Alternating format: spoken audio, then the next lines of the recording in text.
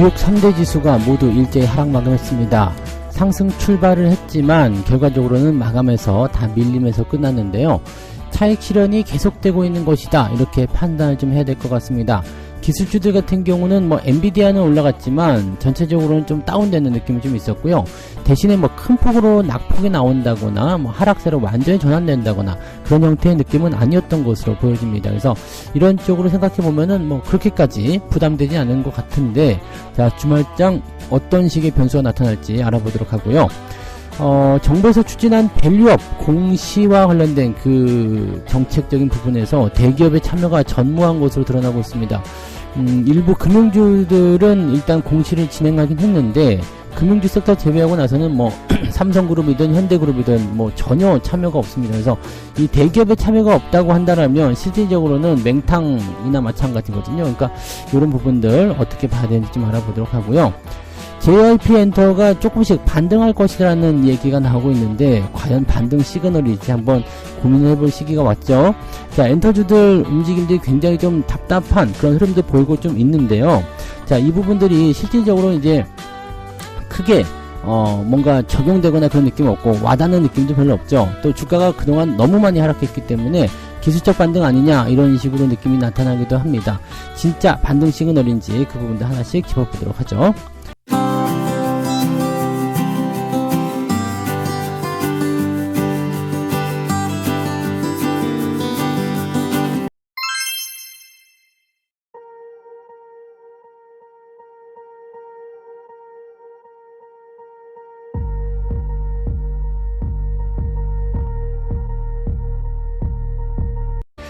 네, 반갑습니다. 자, 오늘은 7월 19일 금요일입니다. 자, 주말장이 또 시작이 됐는데요.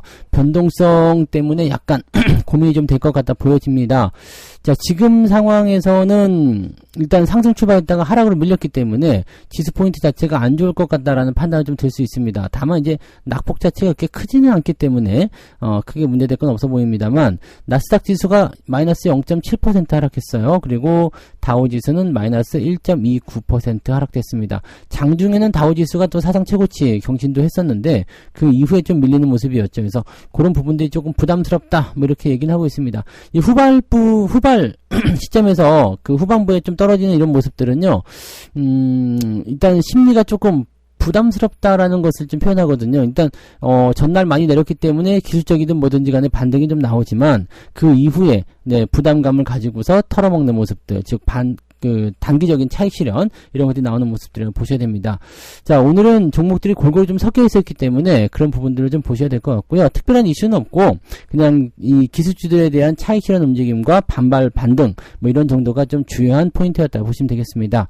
자, 내용 한번 볼게요. S&P 500 지수를 구성하는 11개 업종 중에서 10개 종목이 이날 약세를 나타냈다. 애플 마이너스 2.5%, 2.05%, 알파벳 마이너스 1.86%, 마이크로소프트 0.7%. 자, 지금 내려가는 거 수치 보시면은 그렇게까지 부담되진 않죠. 마이너스 2%, 마이너스 1.8%, 0.7%, 이 정도 내리는 거는 사실 뭐 그냥 건강한 조정이다라고 볼 수도 있는 내용이거든요. 그냥 아무 때나 나타나는 조정이죠. 그러니까 이런 거 가지고 뭐 그게 부담 가질 만한 내용은 아닌 것 같은데, 어쨌든 이런 것들을 이제 필두로 약세를 보였다고 되어 있습니다. 자, 그 다음에 엔비디아는 2.6% 올랐고요. 그러니까 만약에 애플이 급락이라면 엔비디아는 급등이죠. 이렇게 봐야 되는 부분인데, 이런 부분이 있고요.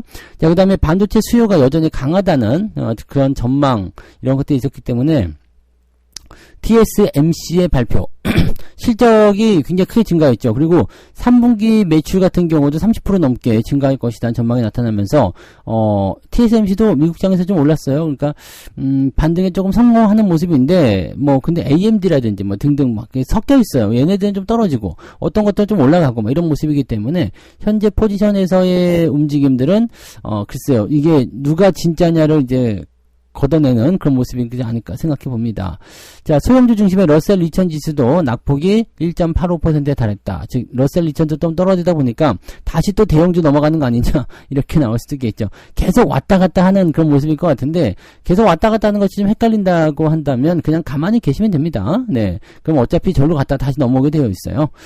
투자자들이 대형 기술주에서 경기 민감주로 갈아타는 순환매 장세가 이어져 온 가운데 가파르게 오른 경기 민감주에서도 차익 실현이 나타나고 있다. 그러니까 조금씩 챙기는 듯한 느낌이 좀 있는데 챙겨가지고 그냥 시장을 떠나느냐? 그건 아닌 것 같고 챙겨가지고 다른 쪽으로 들어간다. 그러면은 왼쪽 주머니 빼가지고 오른쪽 주머니 넣는 건 똑같습니다. 그래서 왼쪽 주머니가 조금 털려가지고 뭐 조금 이제 텅텅 비었다 그러면은 오른쪽에서 좀 빼가지고 옮겨 담겠죠. 네, 당연한 거 아닙니까? 한쪽으로 쏠리면은 어쨌든 간에 안 좋은 거니까. 네, 그래서 그런 부분들로 참고하시면 될 것 같고요.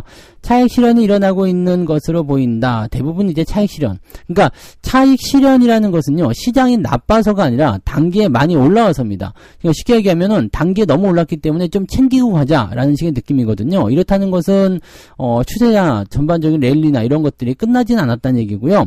그렇다는 것은 또 주도주 역할을 했던 것들이 단기 조정이 끝나고 나면 다시 원래대로 상승세를 좀 보여줄 수 있다는 얘기가 되는 거죠. 순환매라는 것이 그런 겁니다. 이쪽이 많이 올랐으면 잠깐 쉬었다가 다른 쪽으로 가 있고 또 다른 쪽이 또 많이 올라가면 다른 쪽으로 또 넘어오고 뭐 그렇게 되는 거기 때문에요. 지금 같은 상태에서는 사실 이 많이 오른 것에 대한 그런 경계심만 조금 가지고 있으시면 되고요. 많이 올라가는 거 따라가지만 않으면 요즘 같은 장에서는 그렇게까지 손해볼 만한 이유는 없습니다. 그냥 수익이 조금 감소했다가 다시 또 증가하는 그런 모습을 갈 테니까요. 이런 조정들은 너무 걱정하실 건 없고요. 미국 국채 10년 만기 수익률은 4.2%로 네, 조금 상승했다라고 되어 있습니다. 이제 국채 수익률 상승하게 되면은 뭐 금리 인하하고 조금 관계없는 거 아니냐 뭐 이렇게 될 수도 있는데 금리 인하는 일단 거의 확실시 되고 있는 상황이기 때문에 별다른 문제는 없어 보이죠. 자, 개인 소비 지출 PCE 지표가 이제 다음 주 정도 발표가 될 텐데 이제 거기서 이제 또 한 번에 이제 주가 변동성이 나타날 수 있겠죠. 자, 근데 지금으로서는 네, 금리 인하의 어떤 방향을 꺾을 만한 그런 내용은 없을 것 같아 보여집니다. 워낙 실업 지표가 안 좋게 나타나고 있기 때문에 네, 고용에 대한 부담감들과 인플레이션의 둔화 이 두 가지만 보더라도 그냥 증시가 상승해야 될 이유는 충분하다고 볼 수가 있겠죠. 자, 이번 조정을 어떻게 슬기롭게 잘 넘기느냐에 따라서 다음번 상승 패턴에서의 강자가 드러나게 되겠죠. 그냥 제 생각에는 그래요. 네, 그냥 쫄지 말고 그냥 가만히 계시면 될 것 같습니다. 아니면은 뭐 많이 떨어졌다 싶었을 때 조금씩 더 사거나 뭐 그렇게 가시면은 뭐 어쨌든 상승 랠리가 나오는 장이기 때문에 여기서 뭐 크게 부담을 가질 만한 내용은 전혀 없을 것 같아 보여지네요. 네. 자, 두 번째 이야기 넘어갈게요. 밸류업 공시 스타트 2개월이 경과됐는데 대기업 참여가 제로다. 없다는 얘기죠. 없어. 자, 밸류업 공시 제도가 도입된 지 2달이 지났지만 삼성과 SK, 현대자동차를 비롯한 국내 10대 대기업들은 단 한 곳도 참여하지 않았다. 이 정부 정책에 대해서 그냥 마음에 안 드는 거죠. 내가 밸류업으로 뭐 주주가치 제고를 해주는 거 물론 좋다 이거야. 지금도 하고는 있지만 이거는 기업 상황에 맞춰서 해야 되는 거 아니냐라는 식으로 얘기가 나올 수도 있고 또 한 가지는 이거 해주면 우리한테 돌아오는 게 뭔데? 우리는 돈만 뜯기는 거야? 이런 식으로 네, 반발이 들어갔을 수도 있겠죠. 네, 근데 은행주들, 금융주 섹터들만 좀 진행이 됐어요. 키움증권 FN 가이드, 콜마홀딩스는 네, 은행주는 아니죠. 네, 요거 하나 들어가 있고요. 그 다음에 메리츠 금융지주 이렇게 네 곳이 공시가 됐고요. 나머지는 없습니다. 그 다음에 공시하겠다고 예고 상장한 곳도 KB금융, DB하이텍, 그 다음에 우리금융지주, HK이노엔, 콜마, B&H 뭐 이런 정도밖에 안 돼 있다. 자, 그러니까 실질적으로는 이게 뭐 해볼 만한 부분이 없다는 얘기죠. 네, 대기업은 현금 여력이 풍부한 만큼 금융사와 함께 밸류업 프로그램에 적극적으로 동참할 것이다 라고 정부가 기대했지만 그것은 네 생각이고요가 된 거죠. 예고 공시조차도 발표하지 않아서 이거는 뭐냐 이렇게 되는 모습입니다. 네, 예고 공시조차도 없다. 그러니까 그런 생각 자체가 없다 이런 얘기가 되는 건데 대기업들이 이렇게 생각 자체가 없다라고 한다면 정부 정책이 이게 도대체 지금 거의 1년 다 돼가는데요. 그죠? 2월 달부터 움직였잖아요. 그러니까 지금 1년이 아니죠. 한 6개월 네, 다 돼가는데 이게 뭐 아무것도 없는 그런 상태가 좀 돼버린 거예요. 자, 밸류업의 방점이 자율성에 찍혀 있다라는 게 이게 제일 큰 문제라고 했잖아요. 그러니까 실질적으로 어떤 보상도 없고 인센티브도 없으면은 움직이지 않죠. 기업들이 어떤 됩니까? 기업은 이익을 위해서 움직이는 집단인데 아무런 이익이 없는데 내가 내 것만 퍼줘야 된다. 이거 왜 그래야 되지? 라는 생각이 들 수밖에 없죠. 그러니까 이런 부분이고 실제로서는 이제 뭐 세제 혜택 제공한다.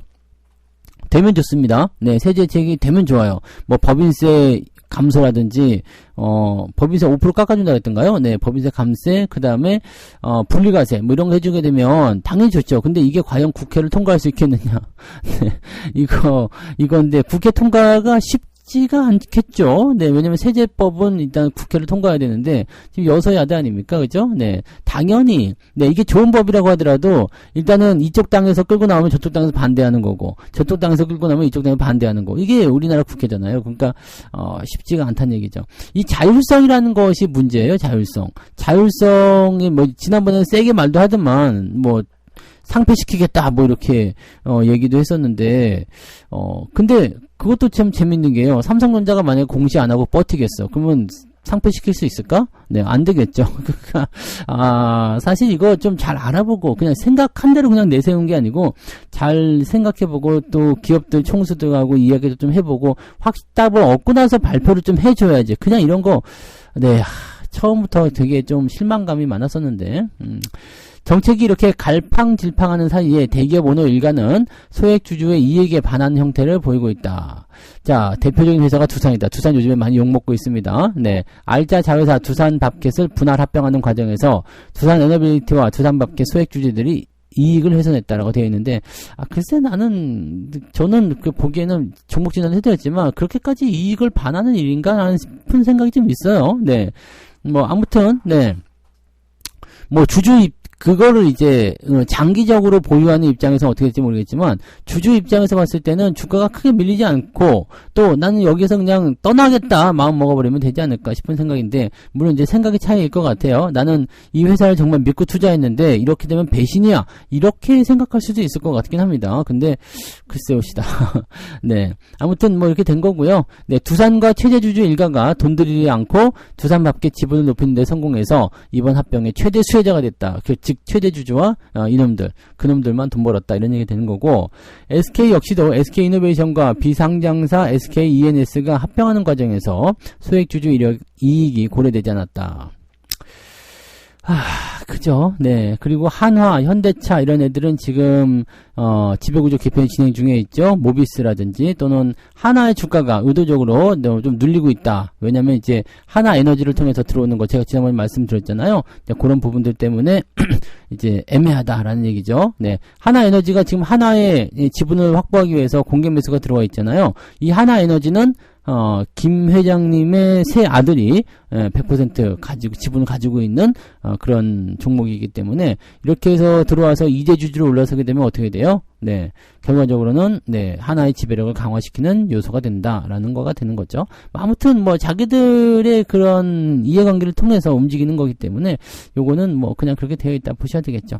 자, 그러니까 지금 이런 여러 가지 부분들이 나와 있어서 좀 애매한 것들 좀 분명히 있습니다만, 이런 것들을 이제 또 다 뛰어넘어서 다 기업들이 참여를 하게 시키려면 일단은 네, 뭔가를 의무적인 부분으로 포함을 좀 시켜준다는 거죠. 뭐 상법 개정을 하든 아니면은 뭐 법인세 상속세 감면을 하든 뭐 인센티브 같은 거 열심히 줘야지. 그러니까 만약에 지금 이제 2세대로 이제 승계 작업에 들어가는데 밸류업에 적극적인 애들은 이 뭐 상속세를 조금 감면해 주겠다라든지, 그러면 얘네들이 이해관계 따져가지고 들어올 거 아닙니까? 지금으로서는 뭐 표창장 주는 거 필요 없어. 하나도 필요 없죠, 그런 거. 네, 그런 거 하나도 필요 없는데, 그런 거 그냥 너희들 자율에 맡길게 이렇게 해버리게 되면 도대체 니들이 한 게 뭐냐, 이렇게 되는 거죠. 아무것도 없어. 그냥 기업들이 좀 잘해주셔, 이 얘기밖에 안 되는 거잖아요. 그러니까 정책적인 부분에서의 어떤 효과를 좀 발휘하기 위해서는 확실한 강제성이 좀 구속력이 좀 있어야 되는데 전혀 없다는 얘기죠. 네. 좀 애매하네요. 네. 뭔가 보상이 확실하거나 그런 것도 아니고, 처벌이 확실하거나 그런 것도 아니고, 야, 이거는 좀 페널티나 인센티브 이 부분을 강화해줘야지 기업들이 움직인다는 것을 조금 알아줬으면 좋겠어요. 그래서 아무튼 밸류 관련해서는, 네, 조금 밋밋합니다. 네. 물론 이제 시간이 지나면 이제 법안이 좀 개정이 되고 보완이 되면서 좋아질 수 있겠습니다만, 네, 지금 얘네들이 대기업들이 생각하기 그럴 거예요. 지금도 계속 배당 올려주고 있는데, 네, 지금도 잘하고 있는데, 뭐 공시까지 해가면서 그렇게 강제적으로 해야 되냐? 안 해도 별 저거 없는데, 뭐 이거 안 해도 페널티 없고, 이거 한다고 해서 뭐 보상안이 있는 것도 아닌데 우리가 뭐 하러 하냐, 이렇게 되는 거죠. 그러니까 요거는 정부 관계자들이 좀 생각해 볼 필요가 있어요. 네. 자, 세 번째 이야기 넘어갑니다. 네, JYP 엔터 1년 만에 지금 반토막 나는 상태인데 반등 시그널이 온 것인가 라는 얘기가 나왔습니다. 어제 조금 올랐대요. 네, 어제 3.7% 정도 올라와서 그래가지고 이제 반등이냐 뭐 이렇게 얘기 나오는 것 같은데, 지금 스트레이 키즈 멤버 전원과 전속 재계약을 체결했다. 스트레이 키즈는 내가 잘 모르겠습니다만, 네, 아무튼, 네, 그랬다고 하네요. 네. 주요 아티스트와의 재계약 소식에 주가가 소폭 오르긴 했는데, 이것이 과연 효과가 있겠느냐라는 부분이죠. 아직 낮은 수준이다. 제가 모르는 아이돌이 유명하지 않다는 얘기는 아닙니다만, 저 정도, 이렇게 저 같은 사람까지도 알 정도의 그런 유명한 아티스트나 이런 쪽이라면은, 네, 당연히 이런 것들이 굉장히 호재가 될 수 있겠죠. 근데 저는 스트레이 키즈인가, 처음 들어봤어요. 네, 처음 들어봤어요. 물론 이제, 이 어떤 팬층이나 이런 것들이 이제 세대가 좀 다를 수 있겠지만, 저까지도 알 수 있는 애들 있잖아요. 그런 아이돌, 뉴진스, 그 다음에 소녀시대, 원더걸스, 그런 거, 네, 그 다음에 핑클, 네, 이런 건가요? 네, 최근에는 이제 누구 있어요? 나는 있어, 블랙핑크, 네, 레드벨벳, 네, 등등 하여튼 있잖아요. 네, 있죠. 네, 있는데, 그치, BTS, 네, 이런 쪽, 네, 알 수 있잖아. 그러니까 이런 쪽처럼 이렇게 좀, 뭔가가 이제 좀 많이 대중적으로 이슈화 되는 그런 부분이 좀 나타나면, 효과가 좀 있을 것 같긴 한데, 지금으로서는, 네, 제가 모른다면, 네, 아마도 유명하지 않을 것 같다 생각이 좀 드는데, 네, 미안해요. 네, 팬들이 혹시 있으시면, 네, 아마 이 방송은 안 듣겠지, 그죠? 네, 저 멤버를 알 정도면은 이 방송은 듣지 않을 연령대라고 생각합니다만, 자, 아무튼 그렇습니다. 네, 그래서 이런 부분들, 일단은 주요 아티스트들과의 재계약이 있지만 실제로 이제 수익성이 잘 나오지 않는다. 이래서 어닝 쇼크 이런 것들 좀 나타나게 했었죠. 그러다 보니까 외국인들이 지분을 확 빼버립니다.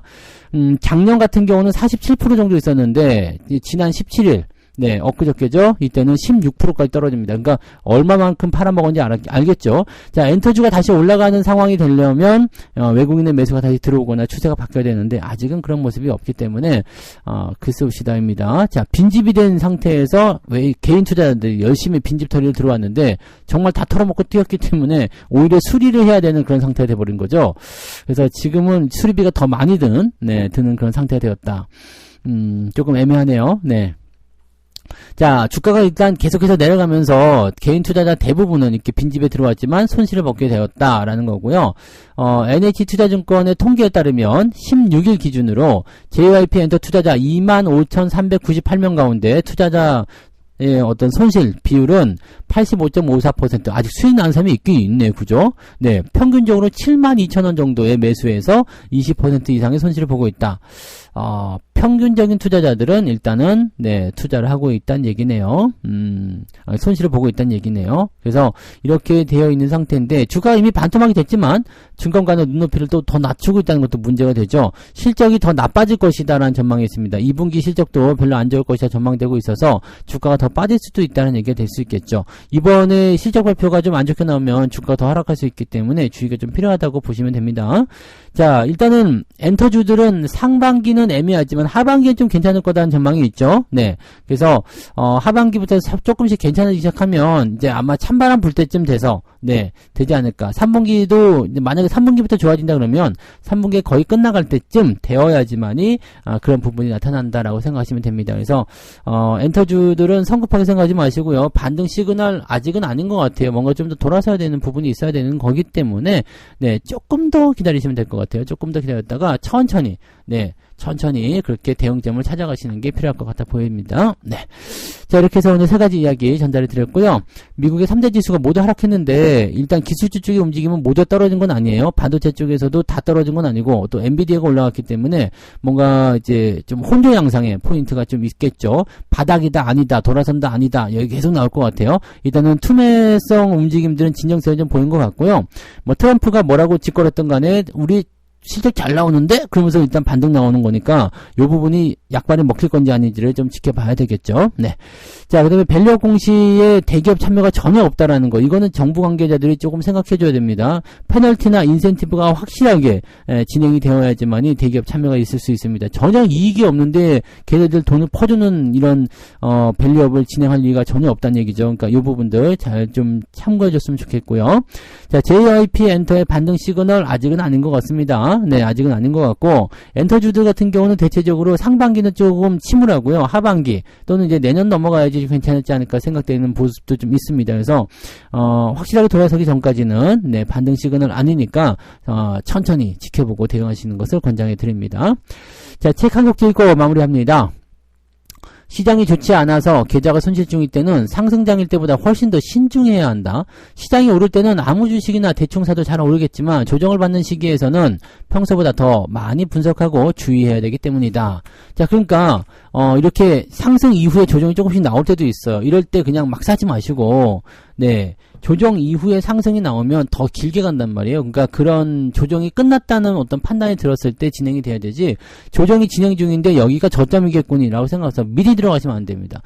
조금 더 신중하게 진행하시고, 주가가 올라가고 있을 때는 그냥 뭐 따라가면서 매매하시는 것도 크게 손해보진 않죠. 네, 뭐 주가가 계속 올라가는, 예를 들면 삼성전자 같은 경우 86,000원에 85,000원에 전고점에서 매수하신 분들도 지금은 다 수익이잖아요. 그러니까 그렇게 하셔도 되긴 되는데, 수익을 조금 더 올리시려면 이런 어떤 단기적 조정이나 이런 것들이 좀 떨어지고 난 다음에 밑에서 사시는 게 훨씬 유리하다는 거죠. 즉 타이밍을 좀 잘 잡고 매매 포인트가 어디인지를 좀 잘 체크해 보시면 훨씬 더 좋은 투자가 되실 겁니다. 자, 주말장에서 변동성이 있을 수 있습니다. 얌전하게 시작했다가 올라갈 수도 있고 떨어질 수도 있고, 네, 이거는 확실하지 않습니다. 그래서 오늘도 수급 동향 보시면서 시장의 변화를 잘 따라가시면 좋을 것 같고요.